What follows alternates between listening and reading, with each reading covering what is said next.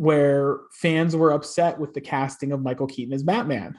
So it wasn't brooding, heavy Robert Pattinson like emo Batman. Only gripe is that they gave the Joker a backstory and a name. Oh, we actually see this Batman being a detective. 3, 2, 1, special noise.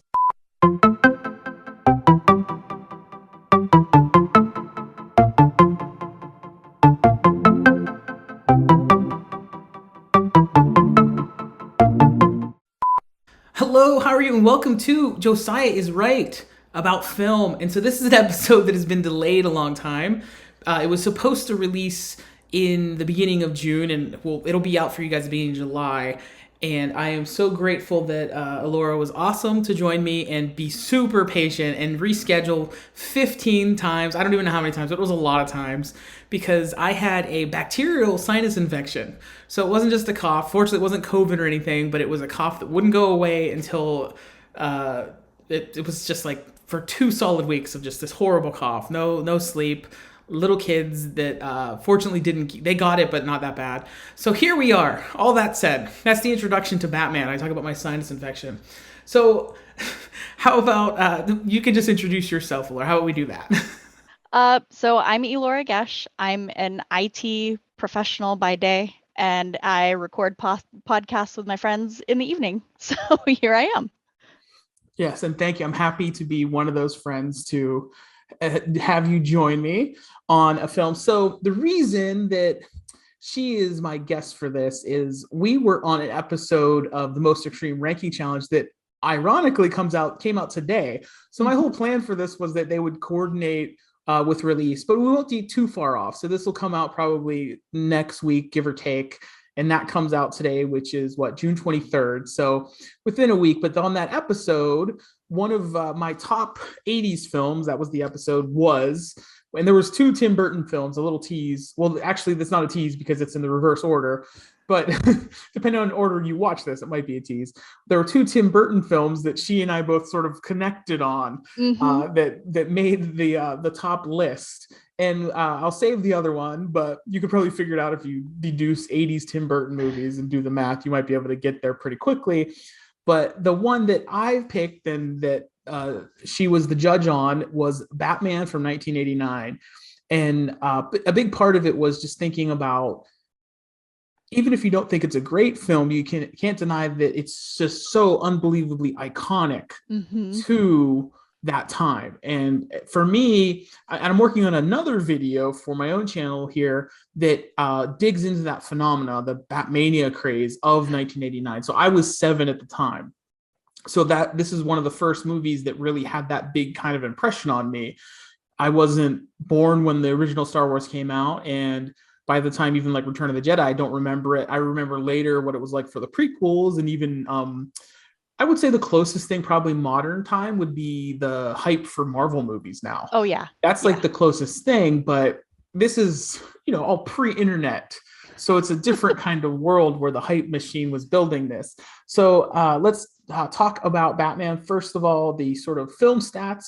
It was released on June 25th, 1989. So we just missed that'd be 2 days until from when we're recording this for the 33rd anniversary. Is that the right math on that? Yeah. Sounds right.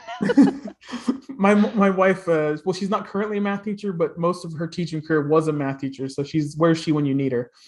It had a budget of, so of course, Batman created by Bob Kane and Bill Finger. And I'm glad that Bill Finger now gets credited. I'm not sure if you're aware of the whole craziness with that. There's a documentary called Batman and Bill or something. And it's basically about how Bob Kane kind of suppressed Bill Finger's influence on creating the character.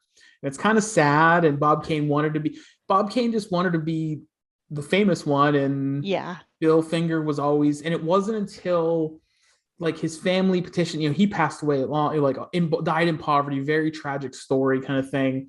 And it wasn't until I think Batman versus Superman when he finally was credited as the co-creator.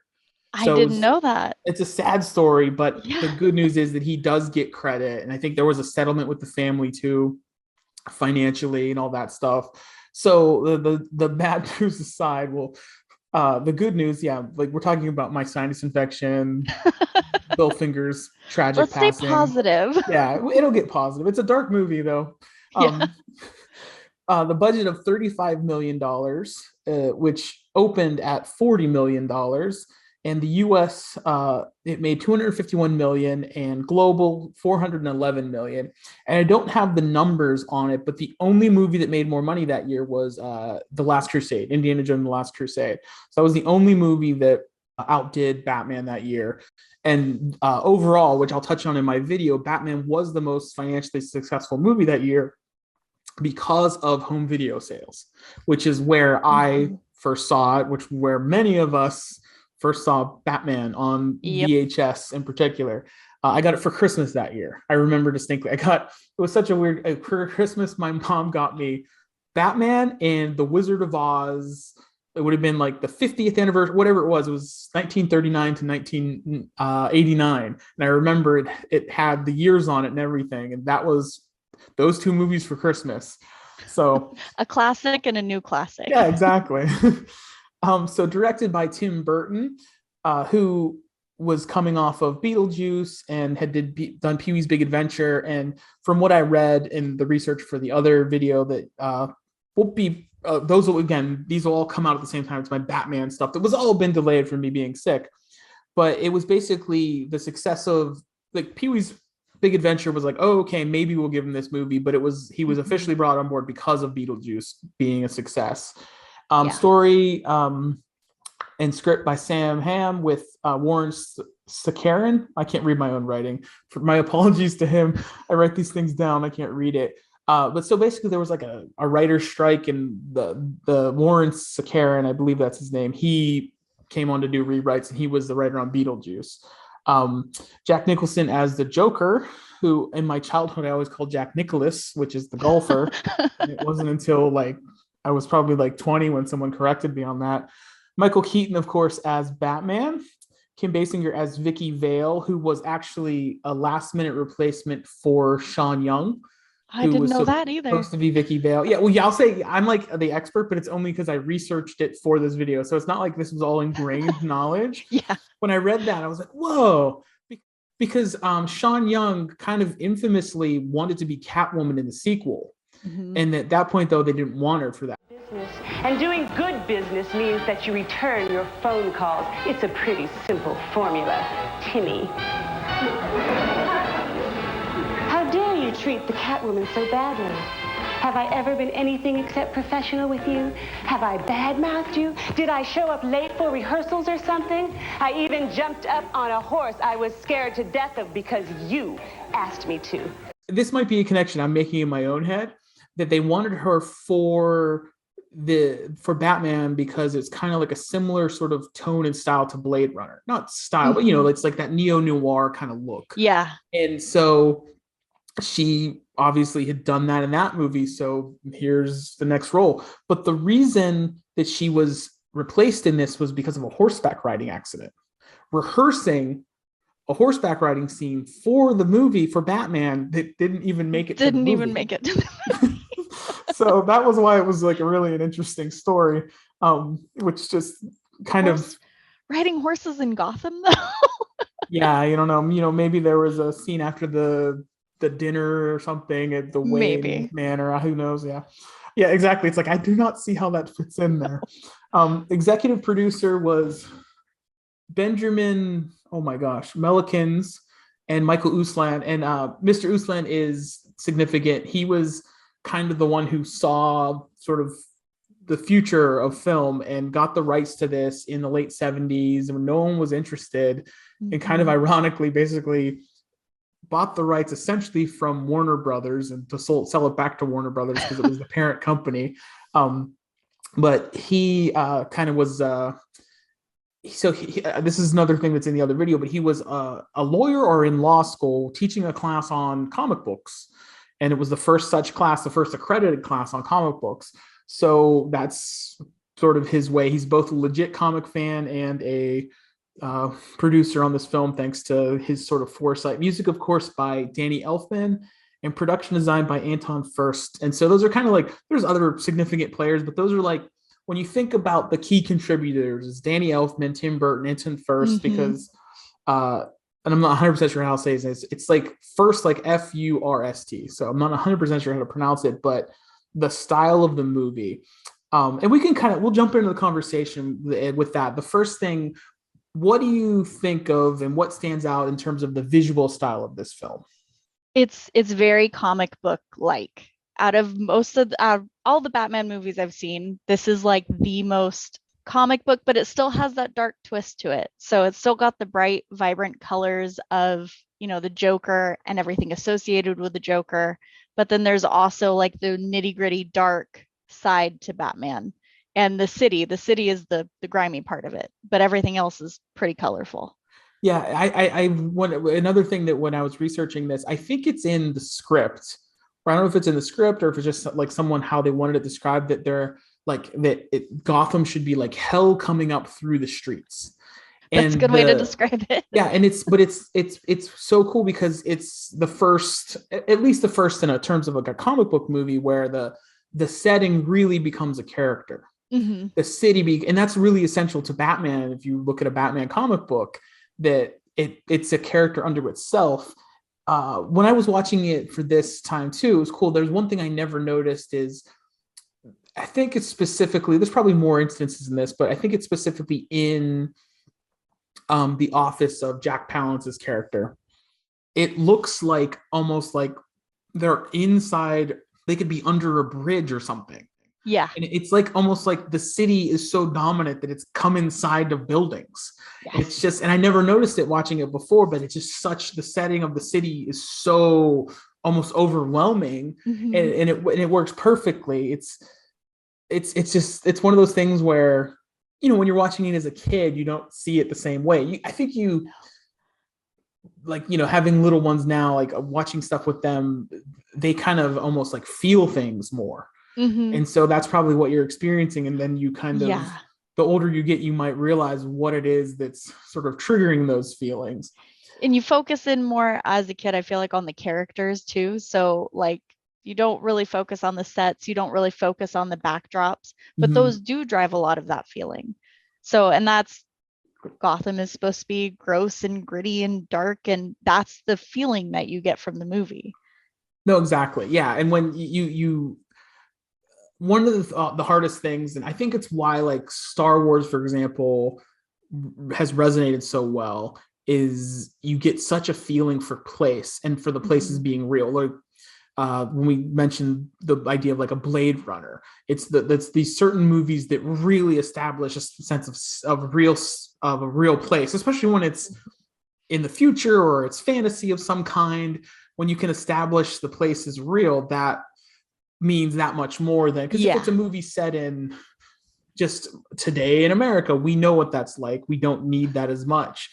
It doesn't hurt to make it more real, but for a modern MCU film, for example, it doesn't need that element as much. Although when you travel, like say with Guardians of the Galaxy or some other element, you start to need that, but you're still using frame of references that are like our culture, our time today. Yeah. And this movie, what's cool about this movie too is that also the look of it, the feel of it establishes a timeless quality too. Yes.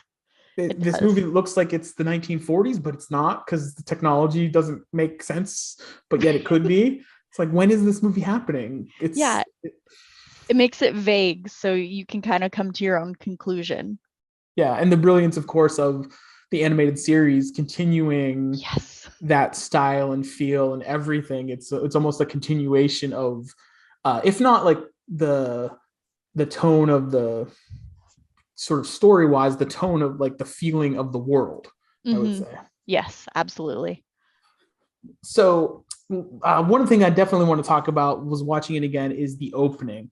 So when we first meet Batman, I think it's a really smart thing, because especially at this point, we are now recording this in 2022. We don't need to see the Waynes get killed again and again and again. It's like, we don't need to see poor Uncle Ben die anymore. Like We all know that's it's old hat. That's what I like. Yeah, I liked about the Spider-Man Marvel / Sony trilogy was that it was almost like a trick. You're like, this is his origin story. All 3 movies are. It's not like, we didn't see him get bit by a spider, but like this all is what establishes him becoming the superhero he really will be from here on out. It was like, now I get it. So any criticism I had is like, you were smart, movies. But with this, you still of course eventually do see the murder, but to be fair, this is the first like Batman movie, so I'll forgive them for this one. But we have in the beginning of the movie, it's also smart though, because for the most part, apparently if you know Batman, you know his origin. So the fans that are in the know watching this movie in 1989, they might think, we're about to see at the very beginning of this movie the origin of Batman as established, but it's like a twist where it's like, no, you're not seeing that. What do you think? I thought that was just like a really cool. That was actually something that I wrote down, is it's like, it's the fake out. They get you, they make you feel like, I know what's about to happen, but it doesn't really. Batman swoops in and saves the day. Yeah. And then the great introduction to Batman in that way, where he's beating up I remember I had a trading card from this time where it was that iconic moment of like the I am Batman moment when he's holding the guy. Yeah. I wish I still had it, but it's long gone. But I had, as a kid, I had a trading card of that exact moment. Which has become such an unbelievable, that little small like I am Batman moment is like, it's a cultural touchstone type of thing. Everybody knows it. It's used in everything. They used it in Lego Batman for like the kids. Kids know the line. It's pretty iconic, but this was the first movie to do it. Yeah. And so it's funny. So thinking of this, like, I guess let's talk about the casting of the movie. So at the time, this was the first time, and it's like a thing with every Batman movie, where fans were upset with the casting of Michael Keaton as Batman, because he was known as a comedic actor at that time. Yeah. He was, Mr. Mom and Gung Ho and things like that, and probably other movies I'm thinking, but mostly a comedy. Even like, Beetlejuice was, and that was a darker movie, but it was still a dark comedy. Right. So, what do you think of Michael Keaton as Batman? I guess is I'll say it. I like it because I feel like the comedic background, he was able to bring a little bit of comedy to Batman. So for me, it wasn't this like brooding heavy, I'm wearing my Robert Pattinson shirt, so it wasn't the brooding heavy Robert Pattinson like emo Batman. Yeah. He had a funny side. He could, make light of certain things and crack jokes, but he could still be serious. So I really liked his take on Batman. Back in the day, if I would have been around in 89, I don't know how I would have felt about it. Yeah, that's what, like, when I was working on the other video it's recorded and it's in the editing process. But whenever I was doing the research for it, I was thinking about that. I'm like, to be fair, it's like, I remember when they announced Heath Ledger as Joker, and I was like, really? That guy from the Julia Stiles movie? That guy? You're kidding me? The pretty boy.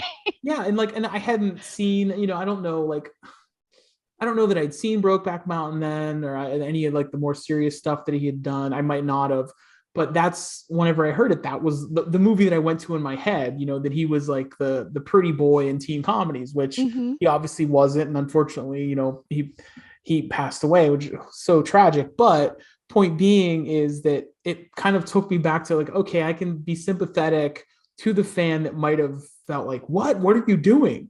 Right. That guy? So he's gonna ruin the movie. Yeah, I have to be sympathetic. But now, so I just did an episode that I released that was supposed to come out after our episode, even though it was recorded before, about Casino Royale. And we were talking on there like about Bond, and I went and saw a screening of Skyfall a few years back, whenever that came out. And so in that, it's and then the director Sam Mendes did a Q&A, and he talked about Roger Moore was his favorite Batman as a kid. I'm sorry, Batman, James Bond as a kid, about to get to the connection, because that was the first one he saw. He saw one of those movies in the theater and he connected. That's Batman. That is his Bond. And so I think it's the same thing. So for me, Michael Keaton is always the definitive Batman. Yeah. So anything that comes, I compare it against him. Maybe the animated series overtook that, because I then, not too long after this movie came out, like maybe 2 years later or so, and I'm around 10 years old, consuming that stuff at that point now, like fully, like I wasn't yet into comic books by the time this movie came out, but by the time, the animated series came out, but that was established Batman for me. Michael Keaton was the basis for what Batman is. So anything for me after that, whether I'm intentionally do it or not, I compare it to that. Yeah. So I can't help it. So it's funny that the modern fan in me has to be sympathetic to like the judgy fan of the day, but at the same time, I'm also a product of that. He made that. He defines that character for me now. Like, when I watch The Batman with Robert Pattinson, I'm still on some level going to draw some comparisons, whether it's something I'm meaning to do or not. Right. So the other thing I want to talk about in the casting was, Jack Nicholson, we can talk about do you have any thoughts on the Joker? I love his Joker. I love Jack Nicholson's Joker. My only gripe is that they gave the Joker a backstory and a name. And then they also killed him off in the end. I mean, he was supposed to be dead, I'm assuming. He was around for the animated series, but those are my only two gripes. But Jack Nicholson in the role, I felt was like the perfect casting, because it was that comedy, like comical comic book type character. He wasn't serious like some of the other Jokers have been now down the road. But yeah, like, and that's like you said, like I think you hit the spot on. Like I don't want to say I hate that they gave him the origin, but you don't need to. Right. And I think that maybe they weren't sure of it, and it wasn't until the Dark Knight where it's like, oh, we don't need that. Right. And that can almost be a point of the movie where he keeps saying these different conflicting stories of what it is to mess with you, and to the point being that it doesn't matter. Right. Where in this movie though goes in a different direction, and it almost tries to make it like a weird Greek tragedy where it's like, you made me first, that kind of thing. And the execution of it works, but it's unnecessary, because you don't need Batman to have personal stakes when he's battling the Joker, because he battles the Joker because he's Batman. Right. So, and it's already kind of personal because they go back and forth all the time. That's like his arch nemesis. So I don't think you need to expand beyond that, really. Yeah. But as you said, I think the performance was great, because it's just the nature of who you cast sometimes. Yeah. Where he can be jokey, but he's still scary. Yes. He can't like not be scary. It's just in his nature. And especially coming off, that's the same decade where he did The Shining. And there's plenty of other heavy, dark roles that Jack Nicholson has been, but particularly The Shining. So one of the things I read, which the research was, supposedly Michael Uslan, whenever like they were talking about casting him, he colored some like artwork, like a promo picture from The Shining in Joker colors. Like, I don't know if it's true or not. I would love to find that one out. But when I heard that, I'm like, that is awesome. But you can see, if you think of like that movie, that sneer of like just the Stanley Kubrick stare, and then but combine in, oh, you get to be funny, because even in that movie, like he's like kind of still funny. Yeah. It's horrifying and dark, but he's kind of still funny. He's dead serious, but he's doing it with a big smile on his face. Like when he's, doing the like huff and all puff, and he's like chopping on the door, and it's horrifying in every way imaginable, but yet a little bit funny. Yeah. So perfect Joker casting. The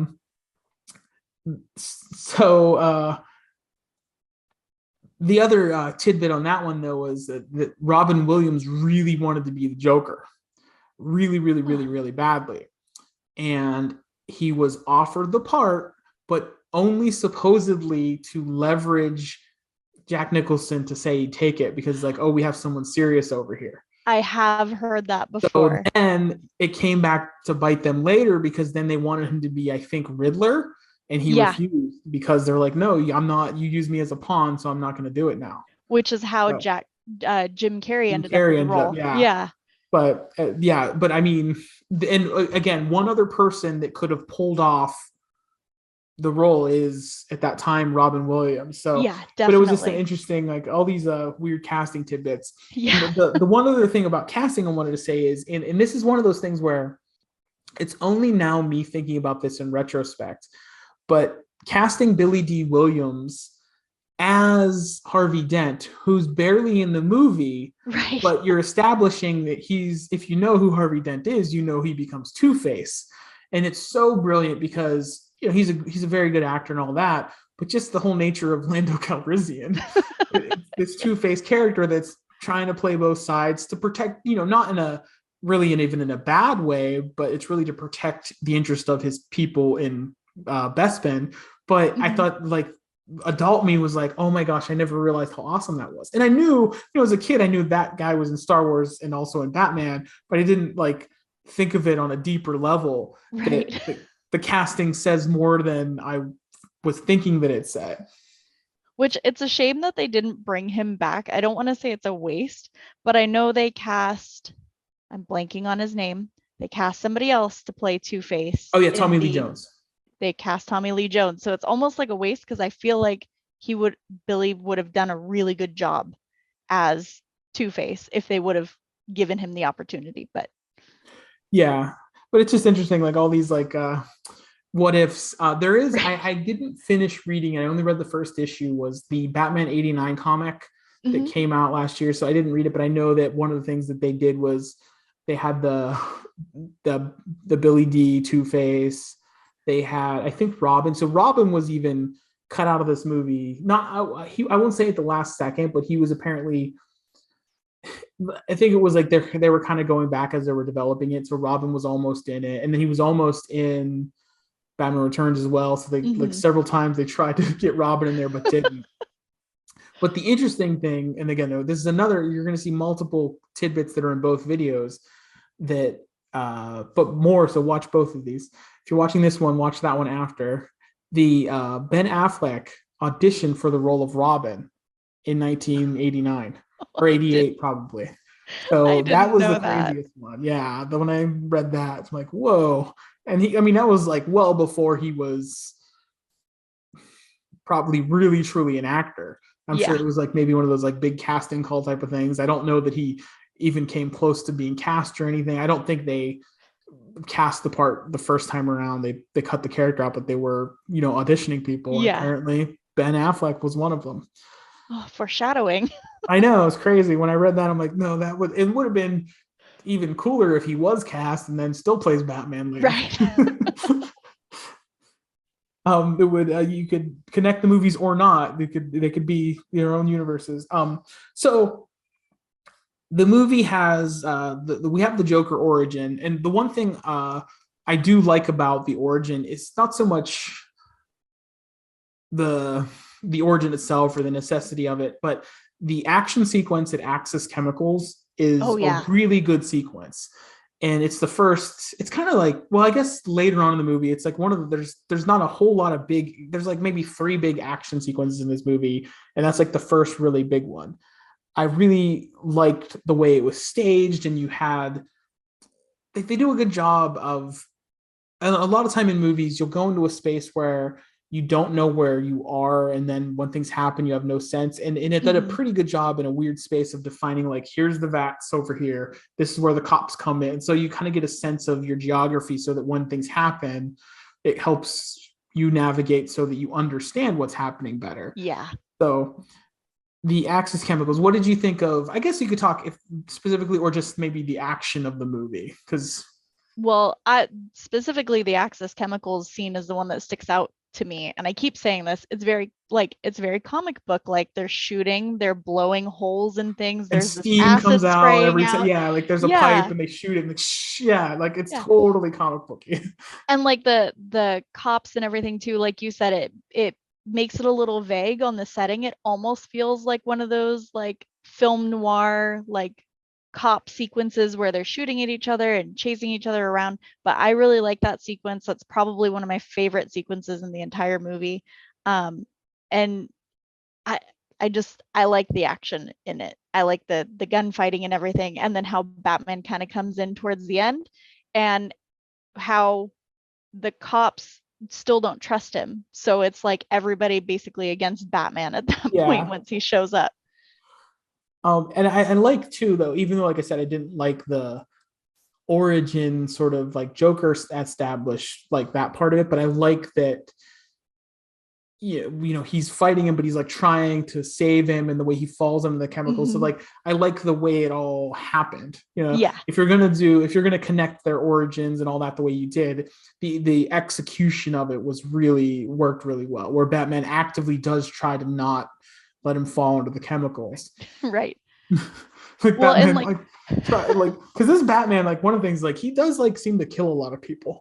It's like, especially in this, and Batman Returns is even more so. Like, the thing that stands out in Batman Returns especially was the scene where he like takes a bomb and puts it in the guy's like pants and then pushes him in a sewer and then explodes. You're like, yeah, that guy's dead.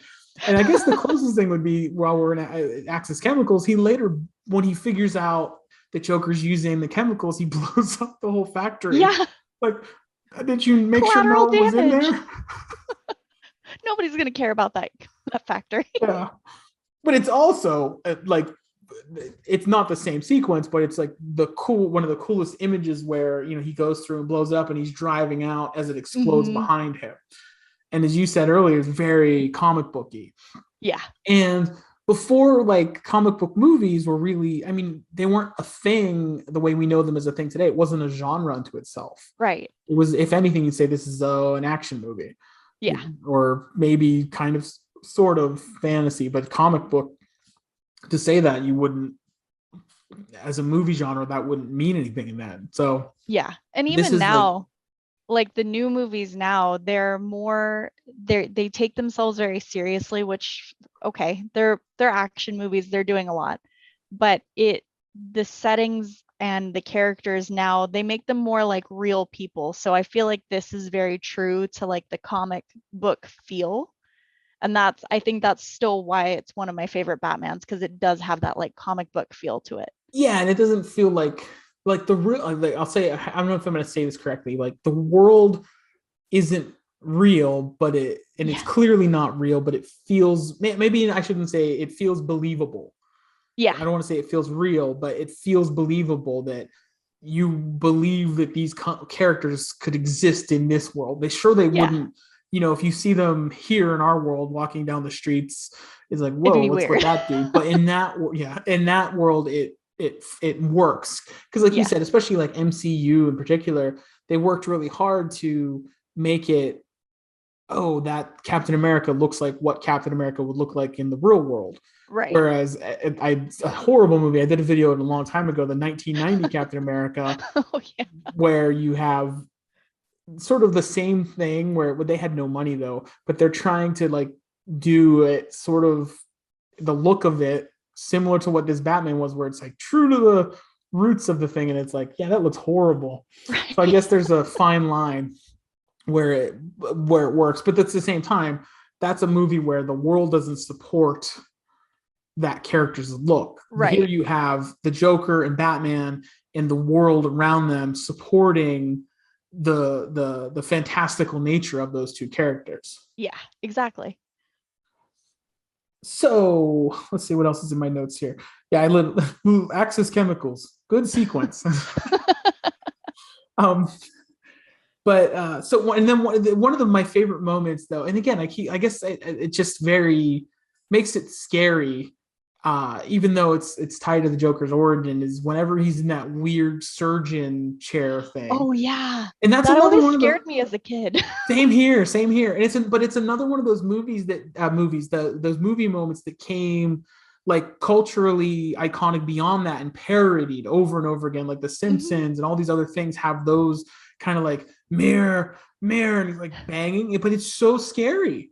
Yeah, and it really. Like as a kid, it really scared me, and it holds up as scary. And it's funny, even though, like I said, I'm not crazy about the idea of seeing the Joker's origin, but the execution of it worked. Yeah. And it paid off. It played out well. But that particular moment, it's like, okay, really scary. Because that's kind of the thing that I think hurts the Joker character as Joker is when he's Jack Napier. It's like, he's just a mob guy. He's your average slime ball. Yeah. And he's just doing the bidding of his boss, Jack Palance, that guy.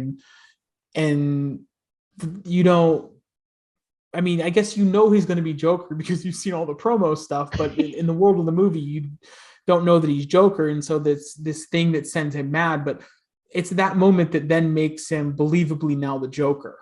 Right. You know? Yeah. But it's the face change, and like, I don't know at that point. I think he's wearing a purple suit at that point. Maybe. I think so. I can't remember. But yeah, it's everything. You saw him as a person and now you see him as this villain. Yeah. And I love the way the movie did it, that as a kid blew my mind, is where I realize now it's just the reverse makeup, where it seemed like the white makeup was underneath his skin. You know, I realized, oh, this is just how makeup works. But it looked really good and made him, they found a way to make him menacing in another way, where you see that Joker face on like a normal fleshy face, and then it's like wiping away to reveal. I think that's one of the things that doesn't get talked about enough, is like a really interesting choice that they made to make Joker like scary too, and then but like goofy and weird, because I think that's also the scene where he electrocutes the mob guy, and it's with kind of the buzzer. Yeah, it's like weirdly comical and absurd that the guy would char that way. Right. It's flashing and the smoke and everything too. Yeah. It becomes like you know, like a skeleton in a Halloween display in somebody's yard. But at the same time, somehow it all works. And I think it's just the tone of the film. Like you said, it doesn't take itself too seriously. Yeah. You know, if that were in, for example, like we have the extreme of taking itself seriously in the Robert Pattinson version, which is great, but it's so far on the other end of the spectrum where I was talking to my wife about it. I said, you know, I loved it, but I would also love to see, not like Adam West. I don't want it to treat it that flippantly, but make a Batman movie where you don't quite take it all the way seriously. Like, yeah.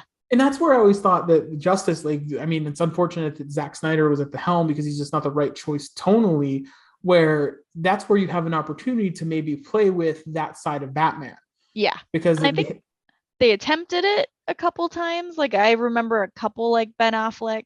I don't know if that was the first one or Justice League. I can't remember which movie it was. But he was kind of sort of cracking jokes. And I was like, okay, you kind of have a sense of humor, but it's not the same as this movie. Yeah. Yeah.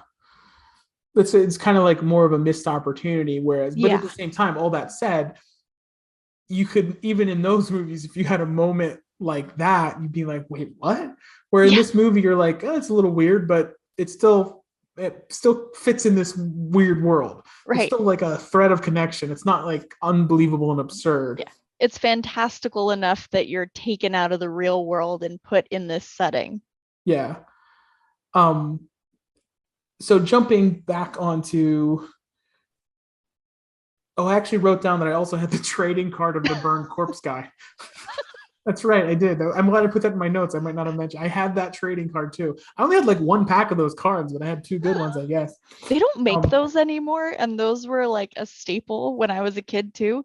You would buy those trading cards. I remember that. And it was funny because I realized, I think, you know, part of why now is you can see these things in other places, but as a kid in the 80s and 90s, if you wanted to see pictures of the Batman movie, you couldn't go online to see it.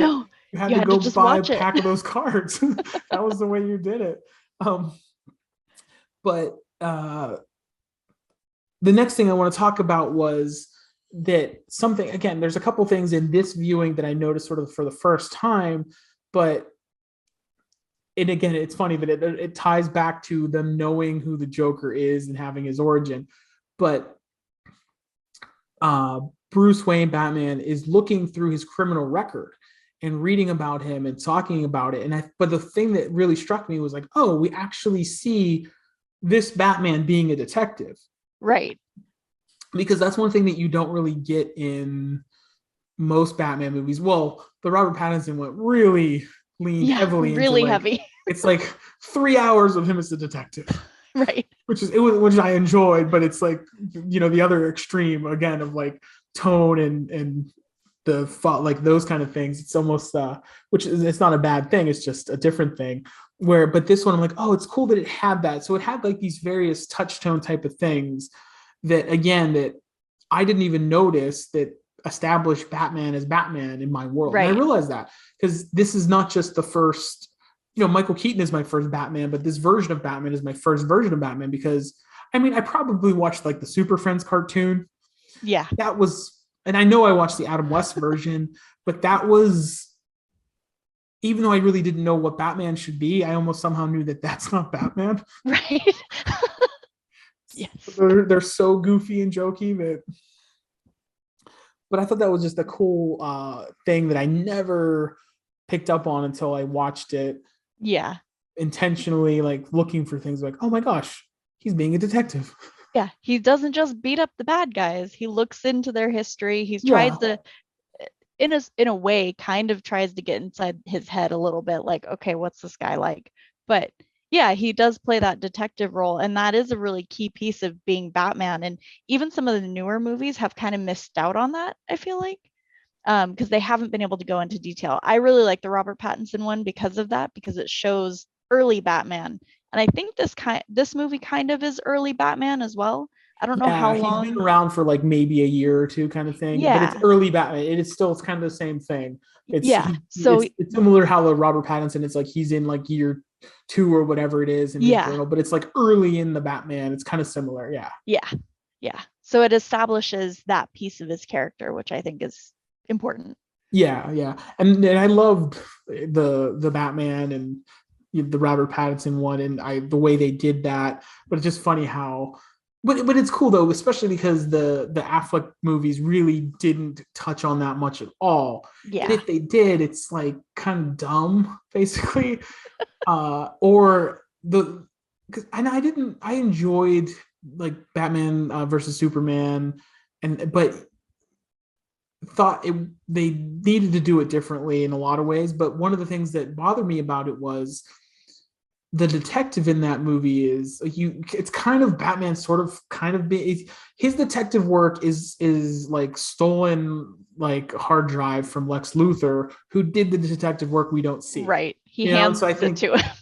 Yeah, exactly. And I would have thought, oh, there you have your opportunity to show him as the detective. You don't have to like go overboard with it. Like, not that the Batman went overboard with it, but the Robert Pattinson version had a lot of it.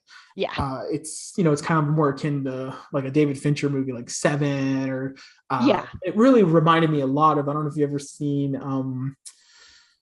oh gosh, it's Woody Harrelson and Matthew McConaughey. It was an HBO series. True Detective. Yeah. I haven't seen it, but I know of it. Well, I've never seen the later seasons, but the first season is great, and it's similar, sort of detective-y. It's obviously much more real world, but the tone of it and things like there's like touchstones here and there that felt that way. But Batman 1989, but it's cool. That's what I love about like these kind of conversations where you're covering Batman, and you can't, like I said, I can't help but compare Michael Keaton to these other Batman movies. Right. Part of the experience is this one versus that one, and how they all sort of create what we know culturally as Batman too. It all builds on each other. Like when my kids are older, what are they going to think of? What's definitive Batman for them? So it'll be like Batman on TikTok probably.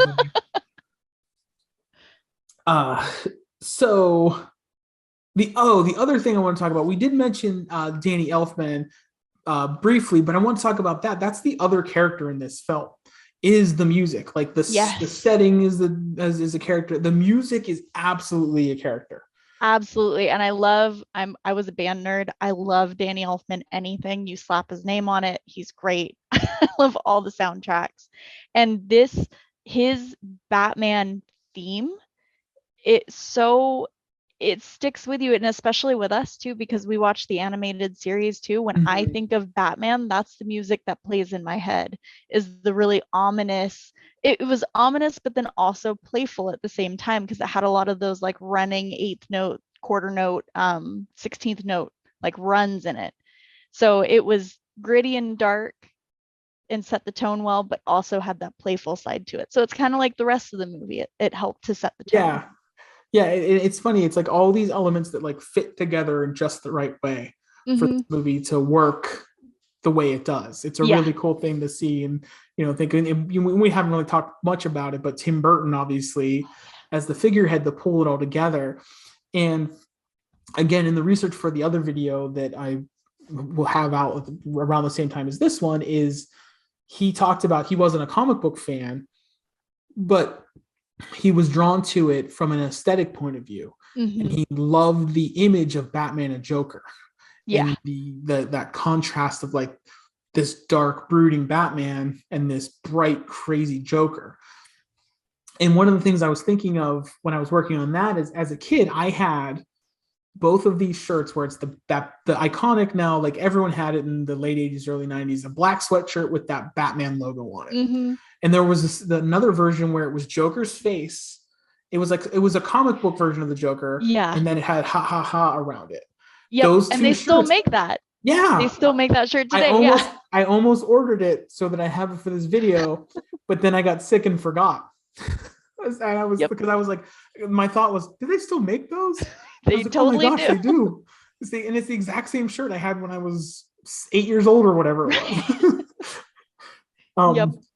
So, but no, that's just, again, all these iconic things and that's the stuff that like came out of the marketing of this movie, which was just like unlike anything maybe before it, probably things since, because then they have a template on, oh, Batman did it this way and how to do it.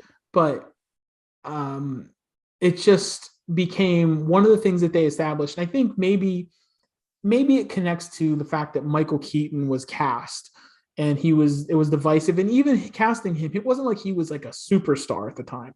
Like Jack Nicholson, his name is the top billing in this movie, and for a reason. But you have, in casting Michael Keaton, it also gives you, it's not like it's different than like how they cast like Ben Affleck today, like or not today, but a few years ago, that he's a mega star when they cast him. Even Robert Pattinson, you can argue, is not the level of like cultural of Affleck, even though he's been in tons of successful and not successful movies. And not that I mean that sounds like I'm throwing shade at Robert Pattinson. No, but you see him, he's the vampire pretty boy. Exactly. He kind of like, he was unfortunately maybe typecast. That's how people saw him. And you might not have, maybe like someone my mom would, like, that's a good example. My mom wouldn't know Robert Pattinson's name. She would know Ben Affleck's name. Right. I guess that's the level of star power I'm just trying to talk about. And maybe the fact that Michael Keaton didn't have that, you focus on Jack Nicholson is your big bad guy. He's the megastar as the Joker. You want to focus on that, and you focus just on, it is a Batman movie. It is Batman's movie.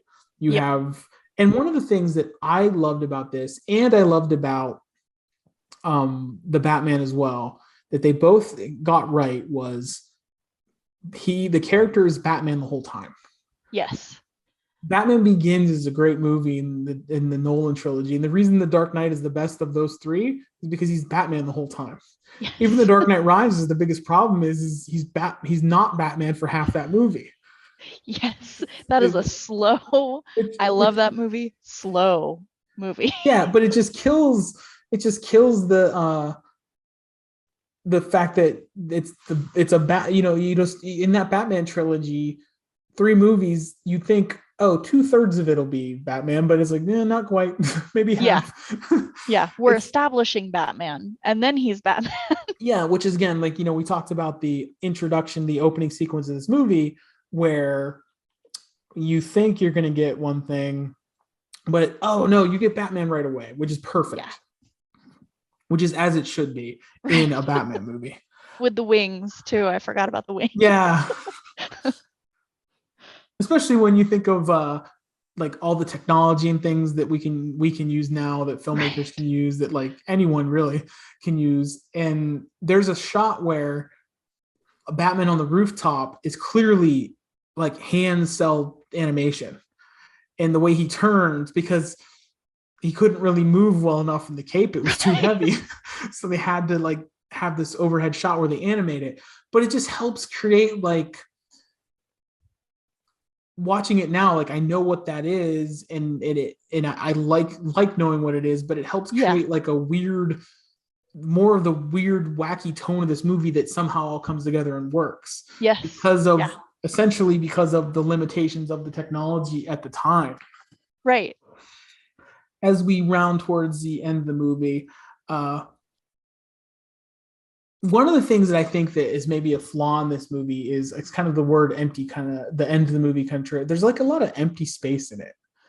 Yeah. It feels like there's like there's not enough people there sometimes and stuff. Like the big sequence at the end when the parade and all that, it feels like they need like several hundred more extras. Everything felt like, that's one thing watching it back, that I felt like there just aren't people in Gotham City. It felt like a set. It looked like a set.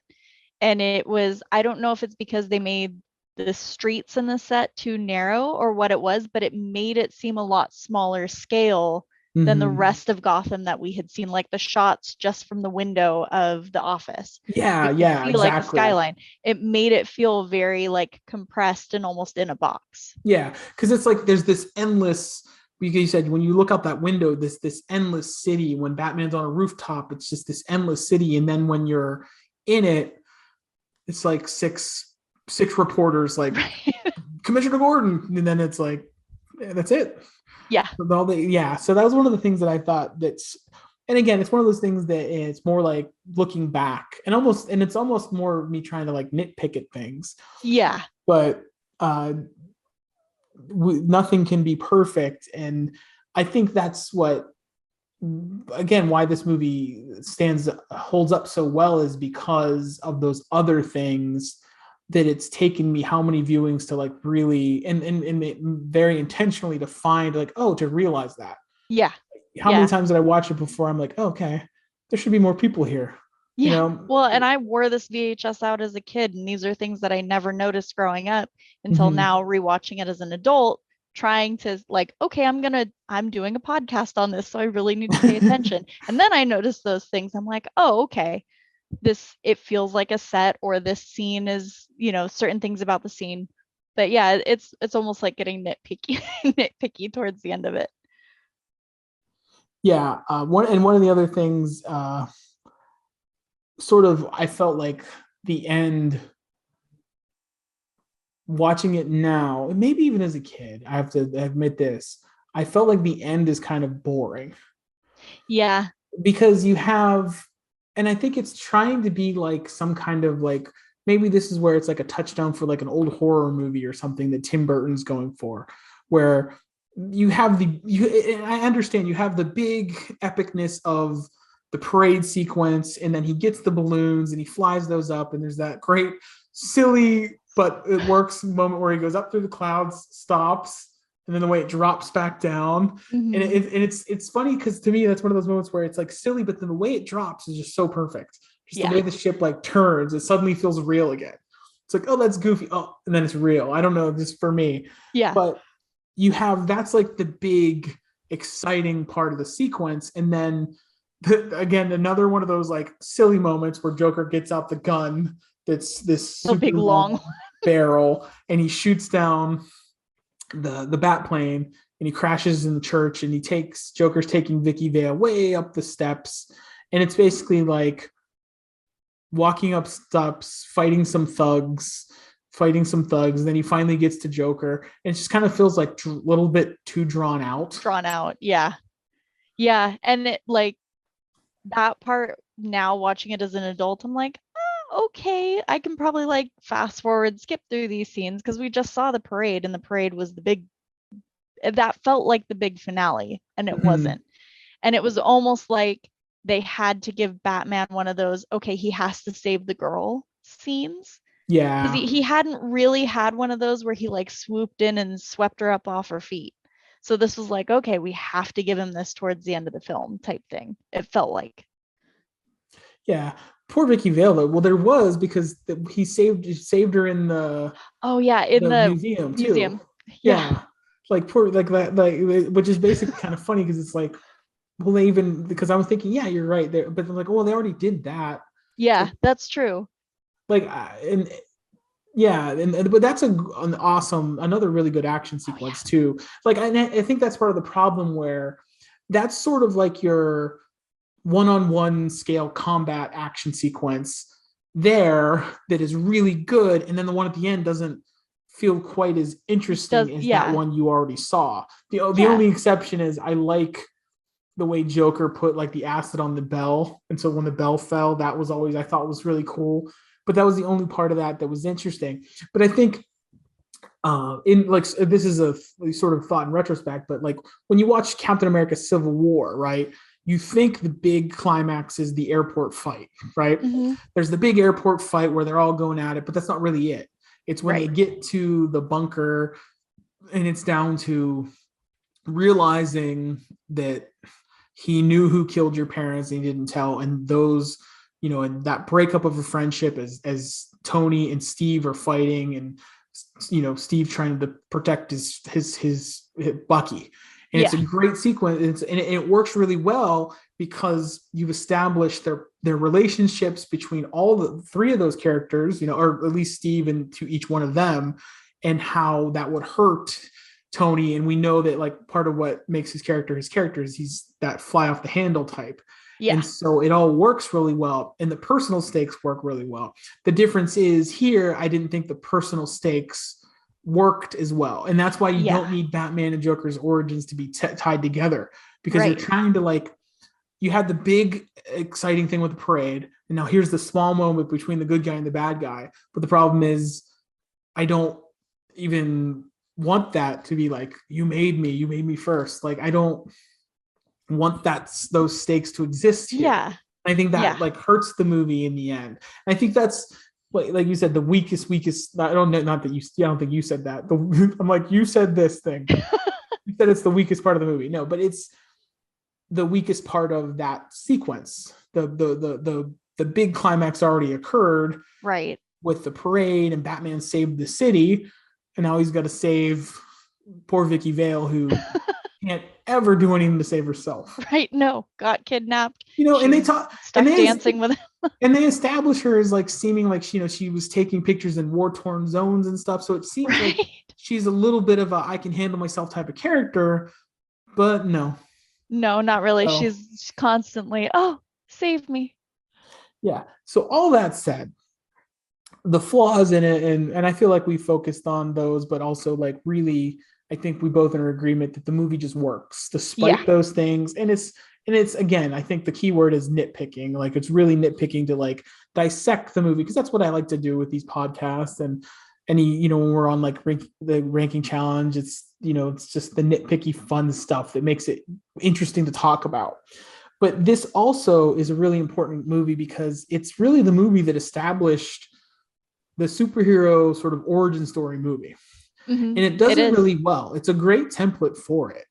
Even though, like I said, I don't think it connects in the end. The concept is really smart, where it's like, personal stakes, where it's now, you have the big action part here, and now it's down to these two individuals to duke it out as a personal thing.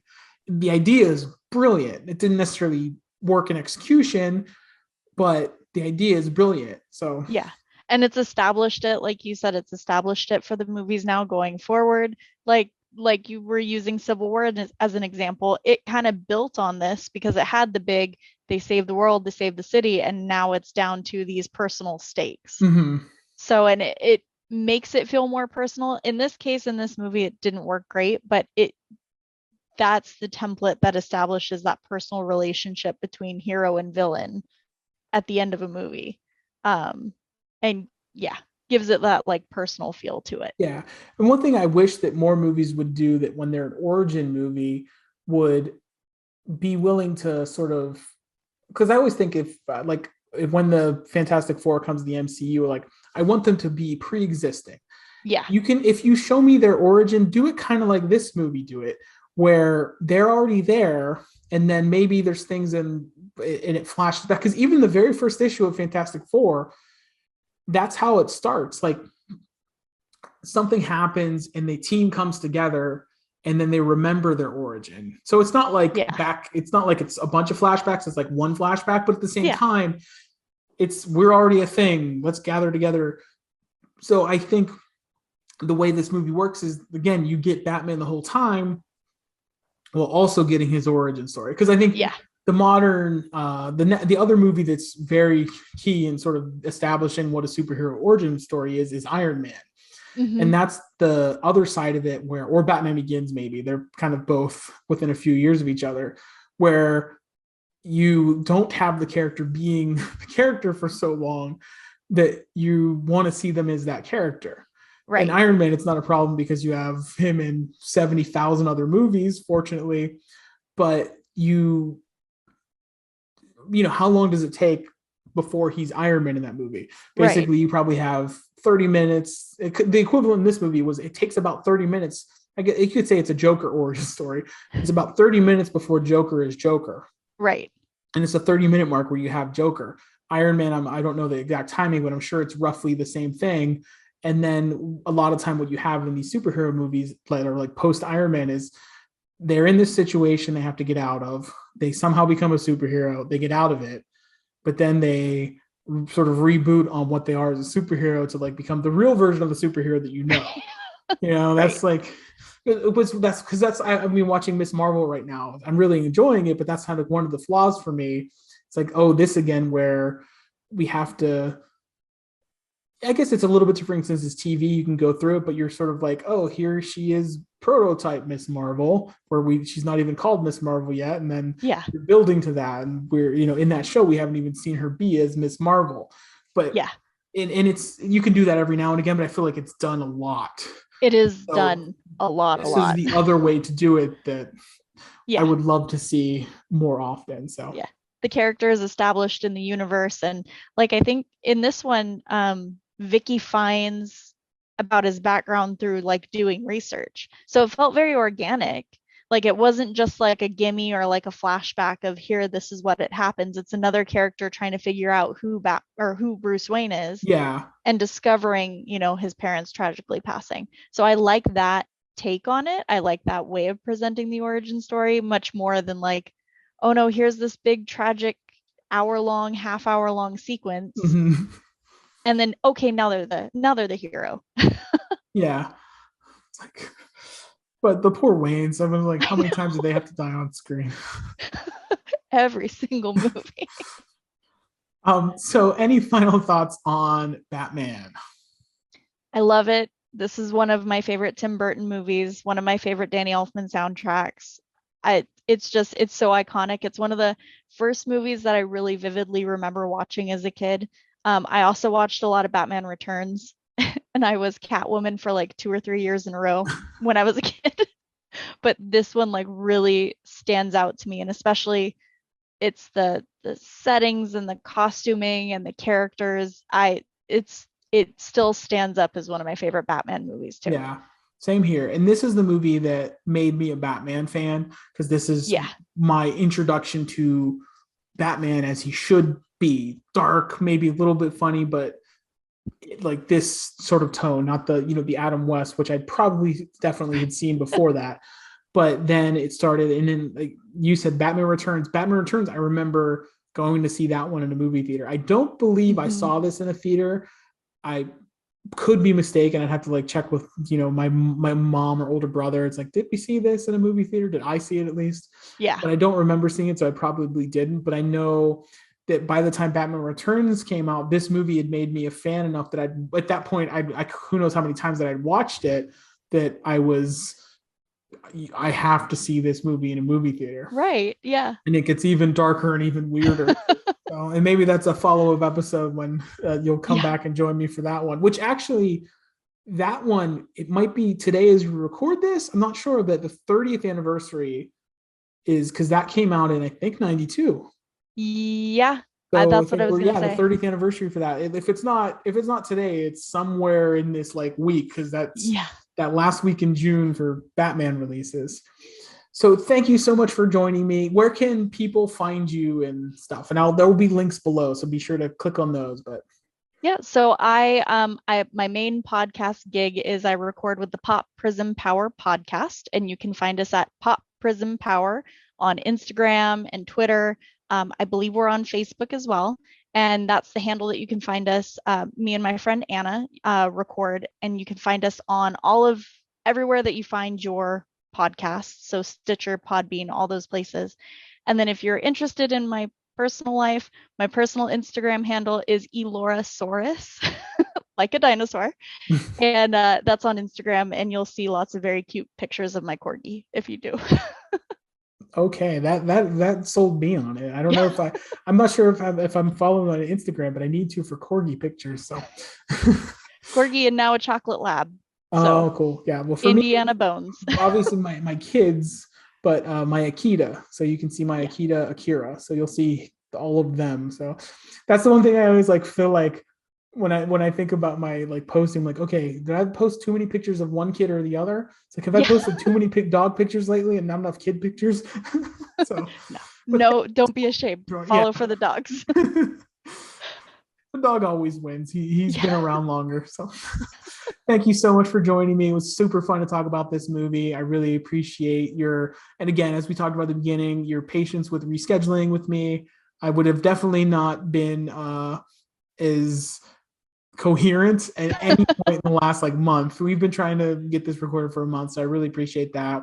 And definitely be sure to follow her in all those places. Like I said, the links will be below, and be sure to check us both out on the Most Extreme Ranking Challenge episode, which is already out. So by the time you see this, that will have been out for at least a week or so. Be sure to check out my other video on Batman, sort of on the Batman phenomena that I have coming out. And I've touched on some of those things here. So thank you so much for watching. Be sure to like, subscribe, and comment here on YouTube. And I'm on all the other podcast places, like Laura said, whatever those things are there, you can find it, Stitcher, et cetera, et cetera, et cetera. Like I don't remember. I don't listen to podcasts other than on YouTube. I only listen to them on Apple Music or Apple Podcasts. So that's what I find. Like people, whatever it is, they use their one thing and they stick with that one thing. Right. So, yeah. So whatever your one thing is, everywhere. Yeah, you'll probably find it there. So thank you so much, and have a good time watching whatever Batman movie you choose. Bye.